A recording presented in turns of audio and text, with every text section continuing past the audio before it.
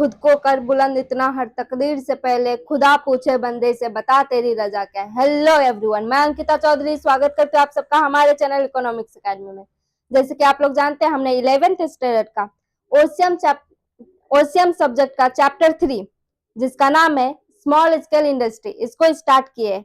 इसका ऑलरेडी हमने लेक्चर 2 और लेक्चर 1 अपलोड कर दिया है। जिन्होंने नहीं देखा है प्लीज जाकर चेकआउट करें, क्योंकि लेक्चर 1 में हमने कवर किया है इंपॉर्टेंस क्या है एसएसआई का, मीनिंग क्या है, और सेकंड में देखा है हमने कि एडवांटेजेस क्या है। आज हम क्या एक्सप्लोर करेंगे? आज हम एक्सप्लोर करेंगे चैलेंजेस बिफोर ऑन एसएसआई। तो हमने देखा कि लास्ट लेक्चर में एडवांटेजेस क्या है, आज हम देखेंगे कि चैलेंजेस क्या क्या है। हमने इससे पहले देखा, जो भी देखा, जो उसका इंपॉर्टेंस क्या, मतलब सारी अच्छी अच्छी बातें पढ़ी। अभी हम लोग देखेंगे कि ये सारी चीजें करने में क्या क्या मुसीबतें आती है, क्या क्या प्रॉब्लम हम लोग फेस करते। तो चलिए स्टार्ट करते।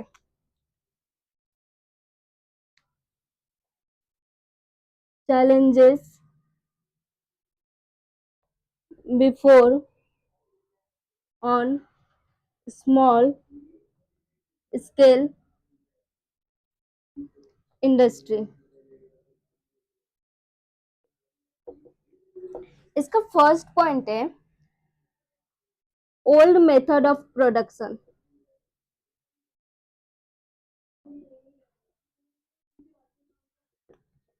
ओल्ड मेथड ऑफ प्रोडक्शन कैसे यूज करते हैं? जैसे कि हम लोगों ने देखा था मीनिंग में कि एसएसआई को स्टार्ट करने के लिए, यानी कि स्मॉल स्केल इंडस्ट्रीज को स्टार्ट करने के लिए हमें कैपिटल का जो रिक्वायरमेंट रहती है वो बहुत ही कम रिक्वायरमेंट रहती है, मतलब लेस कैपिटल रिक्वायर करते हैं एसएसआई। जबकि अभी के टाइम में टेक्निकल चीजें को अपडेट जो कर रहे, मतलब टेक्नोलॉजी जो अपडेट हो रही है उसको अडेप्ट करने के लिए कितना एक्सपेंस होती है। तो एसएसआई के पास में कैपिटल कम होने के कारण वो ज्यादा टेक्नोलॉजी का इस्तेमाल नहीं कर पाते, तो वो लोग क्या करते, ज्यादातर लेबर का यूज करते। मैंने पहले ही बताया था, वो एसएसआई जो है ना अपने इंडस्ट्रीज में ज्यादातर लेबर इंटेंसिव टेक्निक यूज करते। तो फॉर एग्जाम्पल मेरा कपड़े सिलने का बिजनेस है, तो मैं जो कपड़े सिलती हूँ लेबर के द्वारा, मतलब एक लेबर 2 घंटे में 2 कपड़े सिलता है, तो हो सकता है वही कपड़े मशीन 2 घंटे में 5 या 6 कपड़े सिए। तो ये प्रोडक्शन में देखो कैसे डिफरेंस आ रही है। तो नए टेक्नोलॉजी में ज्यादा से ज्यादा मशीनरी के द्वारा जो हम प्रोडक्शन प्रोड्यूस करते हैं, उसके थ्रू जो प्रोड्यूस होता है गुड्स, वो ज्यादा से ज्यादा आउटपुट दे पाता है, लेकिन लेबर वहीं पे कम आउटपुट देते हैं एज कम्पेयर टू मशीनरी। तो ऐसे ओल्ड मेथड यूज करने के कारण एसएसआई का प्रॉफिट जो है कम हो जाती है। ये चैलेंजेस फेस है, मतलब वो ना ओल्ड मेथड को ही लेकर चलते आगे, क्योंकि उनके पास में कैपिटल नहीं है, तो वो ज्यादा से ज्यादा न्यू टेक्नोलॉजी को अडेप्ट नहीं कर पाते। इसके लिए एक चैलेंजेस फेस है, जो उनके पास में कैपिटल कम होते हैं, जिसके वजह से ओल्ड मेथड यूज होता है। सेकेंड पॉइंट है in advocate of finance. In advocate finance का मतलब क्या होता है? इसका मतलब होता है कि फाइनेंस जो है, मतलब पैसे जो कैपिटल जो लगेगा बिजनेस में, वो बहुत ही कम अवेलेबल है एसएसआई के पास में। मतलब जितना जरूरत है आज के जमाने में, आज के टाइम पे, उतना वो लोग के पास में कैपिटल अवेलेबल नहीं होती, मतलब उस टाइम पे कैपिटल की कमी होना। तो एसएसआई के पास में कैपिटल की कमी होने के कारण वो ज्यादा से ज्यादा अपने सारे जो फंक्शन से, मतलब प्रोडक्शन के, जैसे कि रॉ मटेरियल या फिर मार्केटिंग या फिर प्रोडक्शन का प्रोड्यूस करने की सिस्टम, टेक्नोलॉजी, इन सारे चीजों पे ना फोकस नहीं दे पाता। तो ये भी एक ना चैलेंजेस है, क्योंकि उनके पास में कैपिटल सही मात्रा में अवेलेबल नहीं होता। नेक्स्ट है problem of raw material.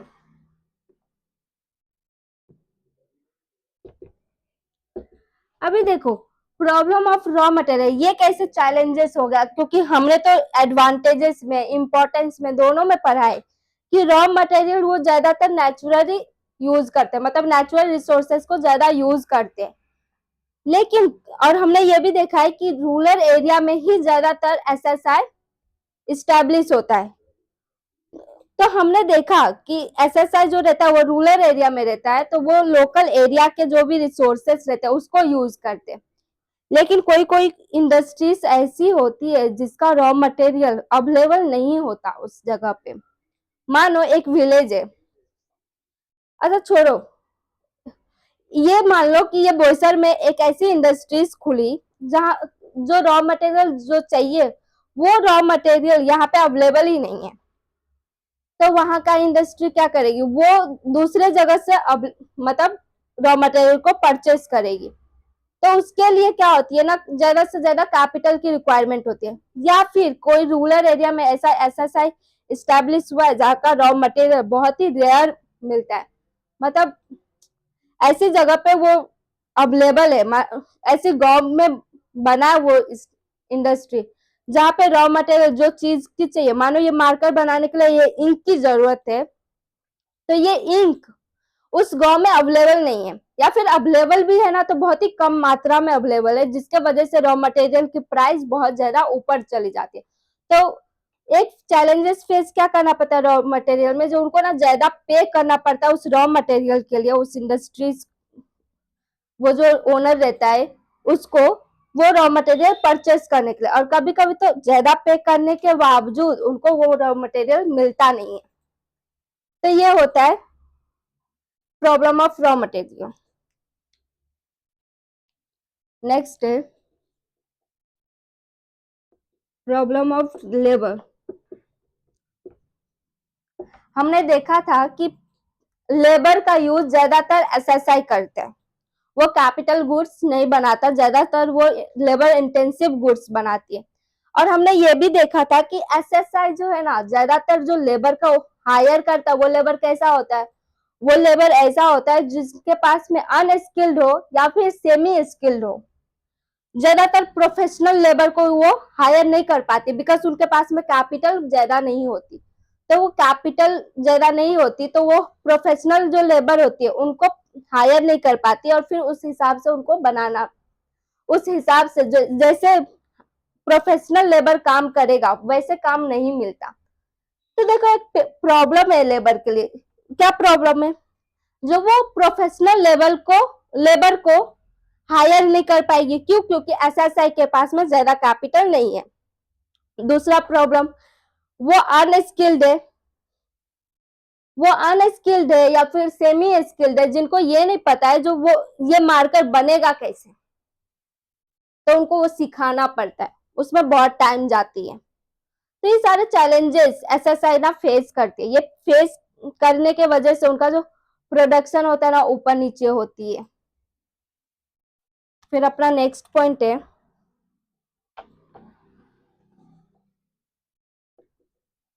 Problem of marketing. ये मार्केटिंग जो है ना प्रॉब्लम, ये ना बहुत ही इंपॉर्टेंट चीज है। देखो कस्टमर खरीदता वही चीज है जो वो सुना हो या फिर देखा हो। आप ही सोचो, आप कोई भी ऐसा ब्रांड की चीज नहीं खरीदोगे, ऐसा कोई भी कंपनी की चीज नहीं खरीदोगे जिनके बारे में आपको जीरो नॉलेज है।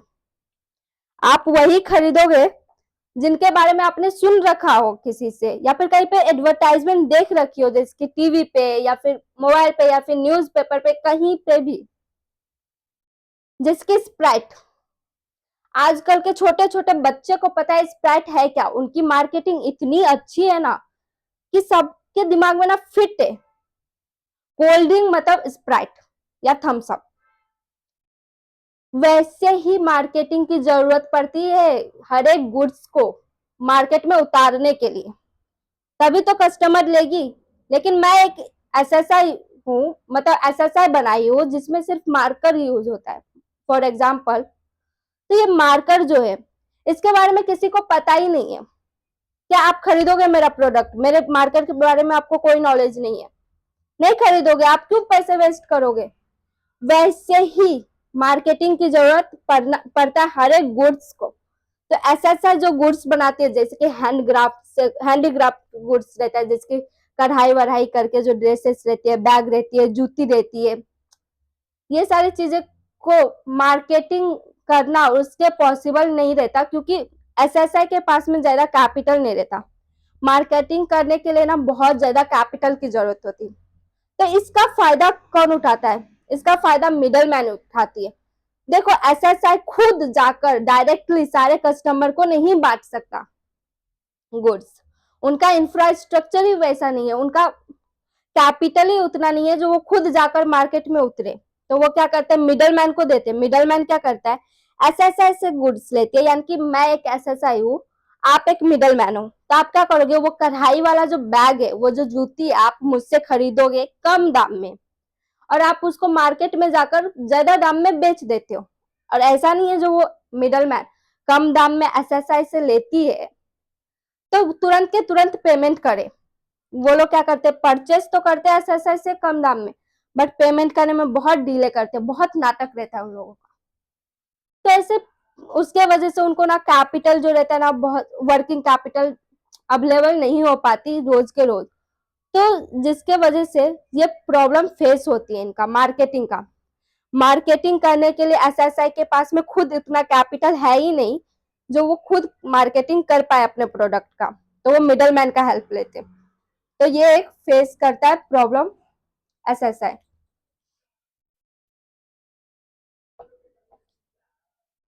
अभी नेक्स्ट पॉइंट है सिकनेस।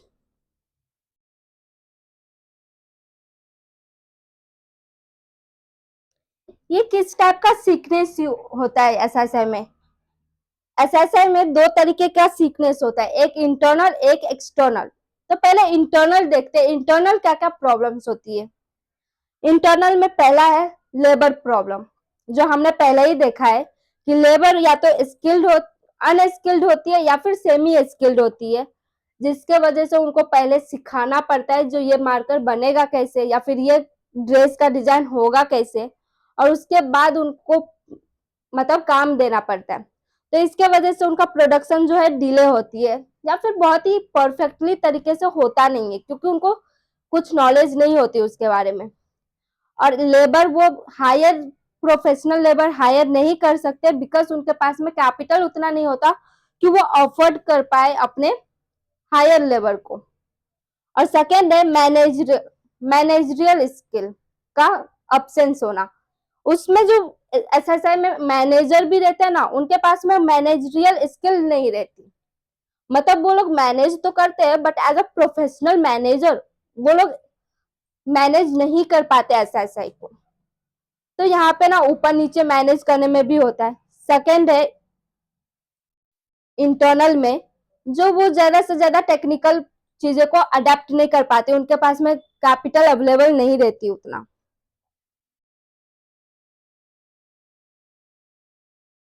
और मार्केटिंग भी हमने देखा है। मार्केटिंग क्या है, मार्केटिंग ये चीज है, मार्केटिंग बिना इंटरनली होता है क्योंकि हमारा जो एसएसआई है वही करेगा मार्केटिंग, बट वो मार्केटिंग नहीं कर पाते तो कभी उनके जो प्रोडक्ट है ना उसमें ना लैक ऑफ मार्केटिंग रह जाती है, कभी कभी मतलब मार्केटिंग की कमी हो जाती है। फिर एक्सटर्नल प्रॉब्लम क्या है इसमें, एक्सटर्नल प्रॉब्लम ये है कि उनके पास में ना उतना वर्किंग कैपिटल अवेलेबल नहीं होती।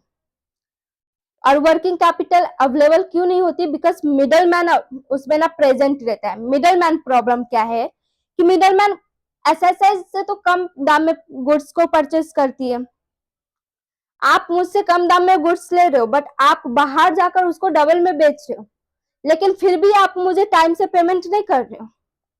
तो पेमेंट में डिले होना एक्सटर्नल प्रॉब्लम है। वर्किंग कैपिटल में प्रॉब्लम आना क्योंकि पेमेंट में डिले हो रहा है तो मेरे पास में कैपिटल वर्किंग करने के लिए है ही नहीं अवेलेबल।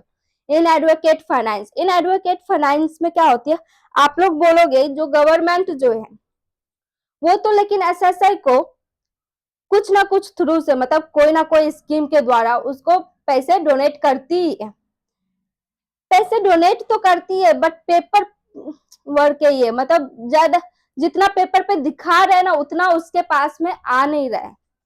मतलब ऐसे बहुत सारे डिजर्विंग एसएसआई का ओनर से एंटरप्रेन्योर है जिनके पास में उतना कैपिटल नहीं आया है जितना वो डिजर्व करता है, तो बीच में घोटाला होता है। तो ये एक्सटर्नल प्रॉब्लम्स है, एक्सटर्नल सीकनेस है। नेक्स्ट है प्रॉब्लम्स ऑफ ट्रांसपोर्टेशन।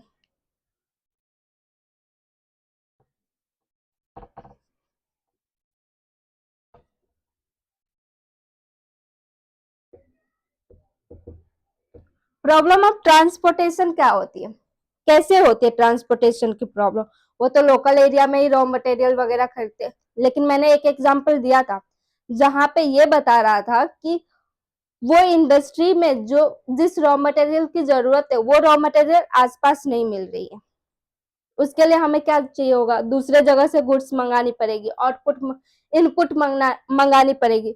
तो इनपुट मंगाने के लिए उनको ट्रांसपोर्टेशन की जरूरत पड़ेगी, और रूरल एरिया में क्योंकि एसएसआई ज्यादातर बेस होता है, तो वो जो रूरल एरिया का रोड होती है, रास्ते होती है, वो ठीक नहीं होती, वहां का ट्रांसपोर्टेशन सिस्टम भी ठीक नहीं होता। तो यहाँ पे ना ट्रांसपोर्टेशन की प्रॉब्लम होती है, या फिर वो गुड्स को कस्टमर तक पहुंचाने के लिए हमें ट्रांसपोर्ट की जरूरत है, लेकिन सही टाइम पे वो ट्रांसपोर्टेशन का व्हीकल्स अवेलेबल ही नहीं है। तो ऐसे ये लोग ना फेस करते हैं। फिर नेक्स्ट है power of shortage and irregular supply.